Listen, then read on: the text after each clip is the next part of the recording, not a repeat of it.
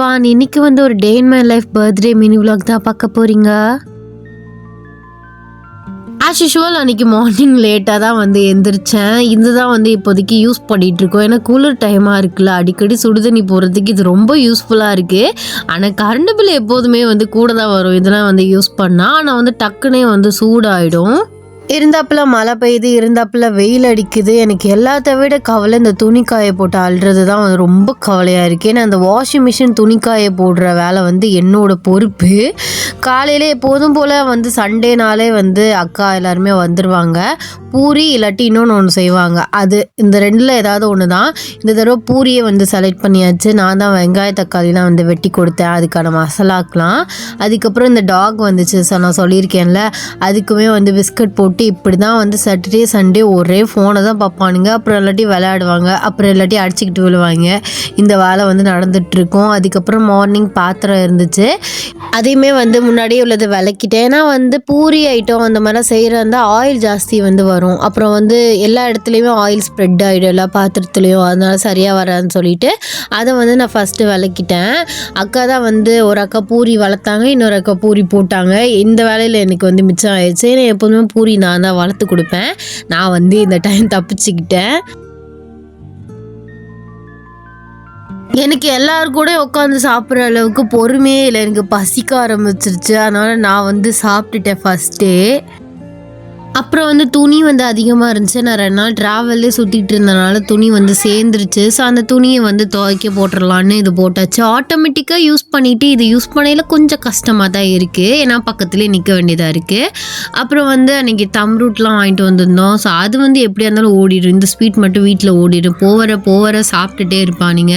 அப்புறம் எல்லாருமே வந்து கட்டடத்தை பார்த்து ரொம்ப நாள் ஆயிடுச்சு அப்படின்னு சொல்லிட்டு எல்லாருமே வந்து கும்பலாக வந்து கிளம்பியாச்சு.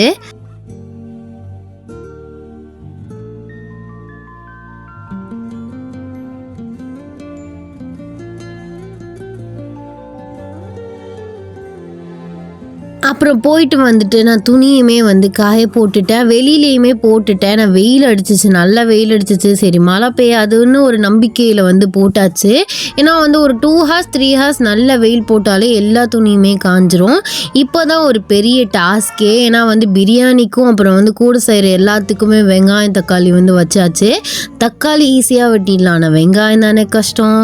தோலை உரித்து தண்ணியில் வந்து ரொம்ப நேரம் போட்டு வச்சுட்டே இருந்தாலும் என்னை அழுக வச்சிருச்சு. நான் வெங்காயம் அழுக வைக்காமல் விடுமா. ஆனால் எனக்கு வெங்காயம் வெட்டுறது வந்து எப்படி பிடிக்குன்னா, நல்லா ஸ்லைஸாக வந்து அந்த நைஃப் வந்து ஷார்ப்பாக வந்து சூப்பராக வந்து வெட்டும். ஆனால் கண்டிப்பாக வந்து அழுக வச்சிரும். பிரியாணிக்கு நல்லா வந்து நீளமாக வெட்டிட்டு அப்புறம் இந்த மாதிரி கிரேவி இதுக்கெலாம் வந்து கொஞ்சம் கட்டமாக குட்டி குட்டியாக வந்து வெட்டிட்டேன்.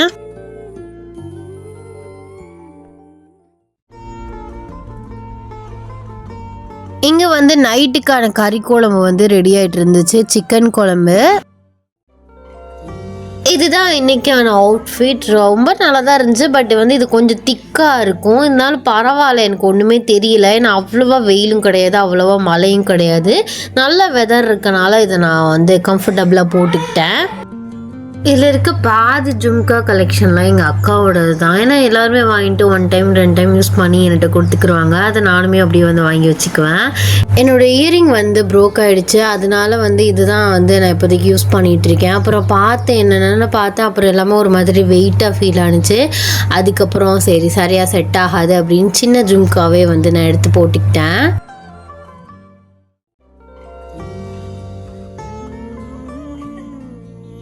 மார்னிங் ஸ்கின் கேரை நான் கரெக்டாக பண்ணிடுறேன். ஆனால் நைட் ஸ்கின் கேர் மட்டும் மறந்து போயிடுது. நைட் ஸ்கின் கேர் ஒன்றுமே இல்லை, சீரம் போடுறது தான். அந்த சீரம் போடுறத நான் கிட்டத்தட்ட 1.5 மாதத்துக்கு மேலேயே மறந்துக்கிட்டே தான் இருக்கேன்.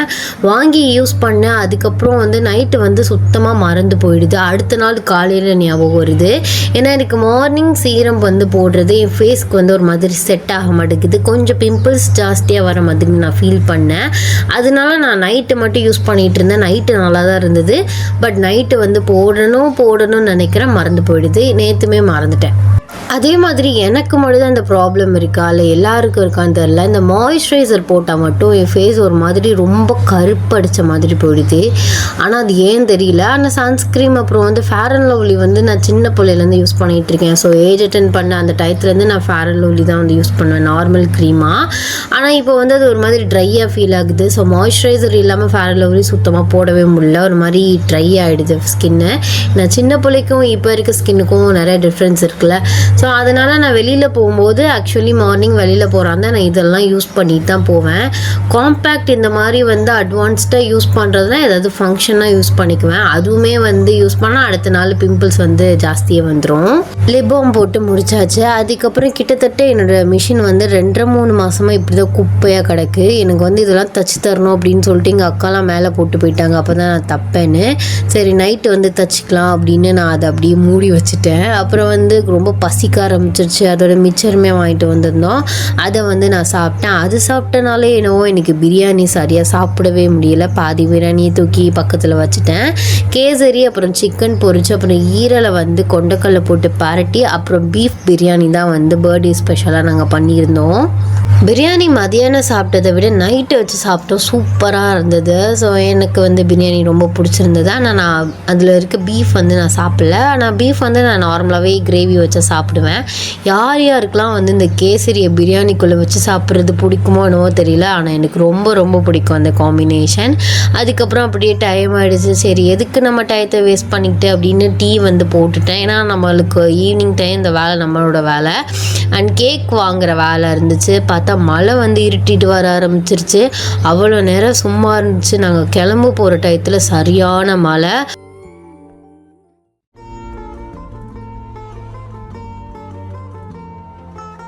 சரி எப்படியாவது போய் வாங்கியே ஆகணும். அதுவும் இல்லாமல் ஆட்டோவில் தான் வந்து போயிருந்தோம். இருந்தாலும் அந்த ஆட்டோவில் ஏற போகிற டயத்தில் சரியான மழை பெஞ்சுது. போயிட்டு நாங்கள் வந்து ஃபஸ்ட்டு என்ன பிளான் பண்ணோன்னா 1/2 kg வந்து பிளாக் ஃபாரஸ்ட்டும் 1/2 kg ஒயிட் ஃபாரஸ்ட்டும் வாங்கலாம் அப்படின்னு. ஏன்னா ஒயிட் ஃபாரஸ்ட் வந்து நாங்கள் ஒரு தடவை சும்மா ஒரு பீஸ் வாங்கி சாப்பிட்டோம். ரொம்ப நல்லா இருந்துச்சுன்னு வாங்கினோம். பட் பெருசாக சொல்லப்போனால் பிளாக் ஃபாரஸ்ட் தான் கொஞ்சம் பெட்டராக இருந்தது. ஒயிட் ஃபாரஸ்ட் நல்லாவே இல்லை. ஏன்னா எப்போதுமே எல்லாருமே வீட்டில் பிளாக் ஃபாரஸ்ட் தான் வந்து சாப்பிடுவாங்க. சரி அன்றைக்கி நல்லா இருந்துச்சுன்னு ஆசைப்பட்டு அதையுமே நாங்கள் வாங்கினோம். இவன் மட்டும் ஒரு ஐஸ்கிரீம் எங்களுக்கு கொடுக்காம வாங்கி சாப்பிட்டுட்டு இருந்தேன். அதுக்கப்புறம் எப்படியோ சேஃபாக வந்து வீட்டுக்கு வந்து இந்த ரோட்டை தாண்டி கொண்டு வந்தாச்சு கேக்கை. அதுக்கப்புறம் நான் தான் 2 கொண்டு வந்து ஃப்ரிட்ஜில் வந்து வச்சுட்டேன். சரி லேட் ஆகும்னு நினச்சேன். பட் வந்து உடனே வந்து வெட்டியாச்சு. கேக் வந்ததுக்கப்புறம் தான் வந்து பர்த்டே பாய் ட்ரெஸ் போட்டே வந்து கிளம்புனாரு. மார்னிங் ஒரு ட்ரெஸ் வந்து போட்டுட்டு நைட்டு அந்த கேக் வெட்டுற டயத்தில் ஒரு ட்ரெஸ் வந்து எல்லாருக்கும் மாற்றி விட்டுட்டோம். ஒயிட் ஃபாரஸ்ட் பார்த்திங்கன்னா பிங்க் கலர் தீமில் இருந்துச்சு. எல்லோரும் என்ன இது என்ன பிங்க் ஃபாரஸ்ட்டா அப்படின்னு எங்கள் வீட்டில் கேட்டாங்க. ஆக்சுவலாக அது ஒயிட் ஃபாரஸ்ட் தான். பிளாக் ஃபாரஸ்ட்டுமே நல்லா இருக்குது. ஆனால் இது ஐஸ்கிரீம் கேக் அப்படின்னு வந்து நம்ம சொல்ல முடியாது. ஏன்னா ஐஸ்கிரீம்னா இல்லை, ஜூஸியாக இருக்குது அவ்வளோதான். அதுவுமே இந்த ஜூஸினஸ்லாம் அதிகமாக இல்லை. குவான்டிட்டியும் சரி குவாலிட்டியுமே சரி வர வர ரொம்ப குறைச்சிட்டே போகிறாங்க. ஸோ ரெண்டுமே சேர்த்து 800 வந்தது. ஸோ 800க்கு ஒர்த்தான்னு பார்த்தா ஒர்த் இல்லை தான். பட் இருந்தாலும் இந்த கேக் தான் இறங்குது வீட்டில் இருக்கும். நார்மல் க்ரீம் கேக்லாம் சுத்தமாக சாப்பிடவே மாட்றானுங்க, என்னன்னு தெரியல. ஸோ எனக்குமே அது பிடிக்காது, நான் இல்லை சொல்ல முடியாது. பட் ஒயிட் ஃபாரஸ்ட்டை கம்பேர் பண்ணும்போது பிளாக் ஃபாரஸ்ட் அல்டிமேட்டாக இருந்துச்சு.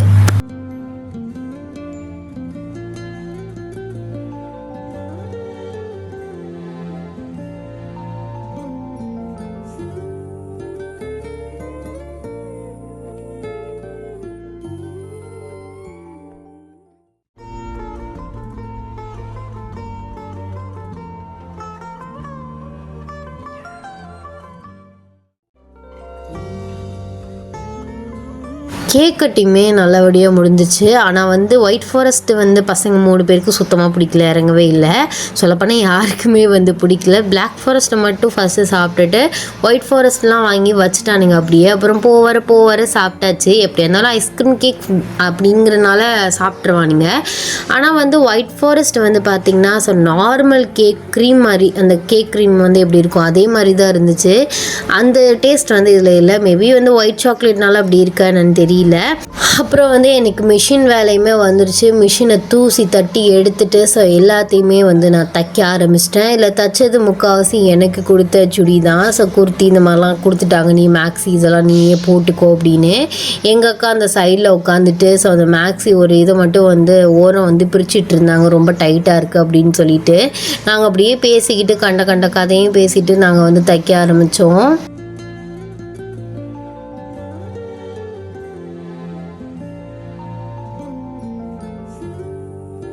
அண்ட் சாப்பிட்டுட்டு நாங்களுமே வந்து சீக்கிரமாகவே தூங்கிட்டோம், ஒரு 9 மணிக்கெலாம். ஏன்னா மார்னிங் சமைச்சது, மதியானம் சமைச்சது அதெல்லாம் மிச்சம் இருந்தது. அதனால் நைட் நாங்கள் எதுவுமே வந்து வெளியில் ஸ்பெஷலாலாம் எதுவுமே வாங்கலை.